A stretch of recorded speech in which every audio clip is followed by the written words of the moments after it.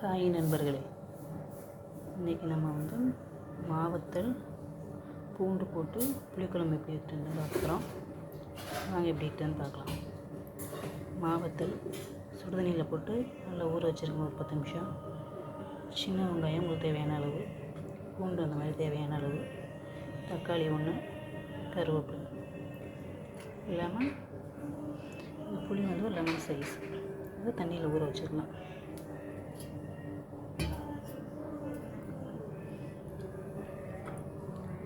தேவையான அளவு மிளகாய் பொடி 1 ஸ்பூன் எடுக்கிறதுக்கு எங்களுக்கு தேவையான அளவு, 2 ஸ்பூன் மல்லித்தூள் எடுக்கிறதுக்கு தேவையான அளவு. உங்களுக்கு எவ்வளோ வேணுமோ அதுக்கு தக்கன ஆட் பண்ணிக்கோங்க. இப்போ அடுப்பை பற்ற வச்சுட்டு சட்டி அடுப்பில் வச்சுக்கோங்க. தேவைக்கேற்ப எண்ணெய் ஊற்றிக்கோங்க.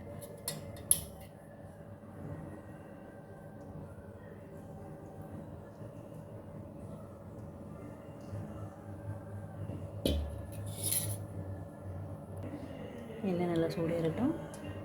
அடுப்பு ஹை ஃப்ளேம் நல்லா சூடேறட்டும். சூடேறினதுக்கப்புறம்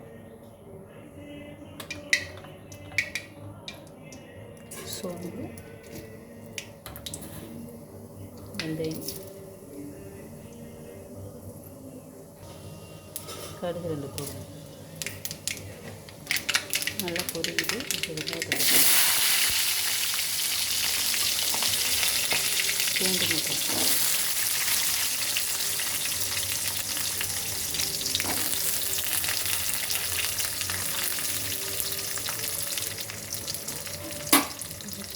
கருவேப்பிலை,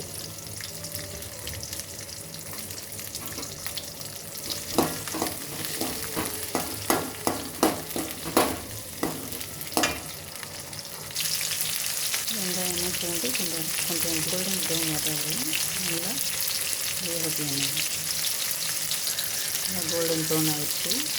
இப்போ தக்காளி ஆட் பண்ணிடலாம்.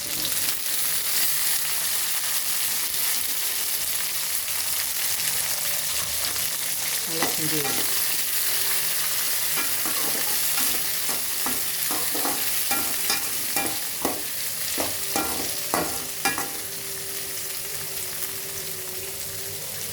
நல்லா வதங்கட்டும். தக்காளி நல்லா வதங்கி இதில் கொஞ்சம் டர்மரிக் ஆட் பண்ணிட்டேன். நல்லா வதங்குங்க.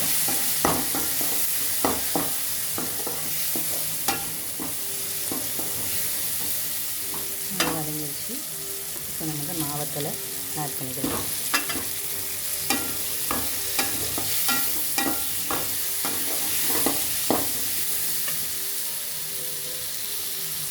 இப்போ மாவத்தையெல்லாம் நல்லா வதங்கிடுச்சு. இப்போ இந்த பொடிகளை ஆட் பண்ணிக்கலாம். மிளகாய்த்தூள், மல்லித்தூள்.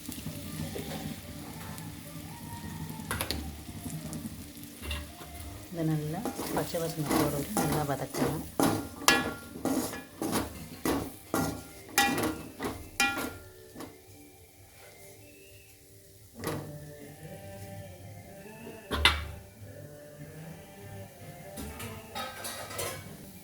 இப்போ நம்ம புளி கரைச்சலை ஊற்றிடலாம்.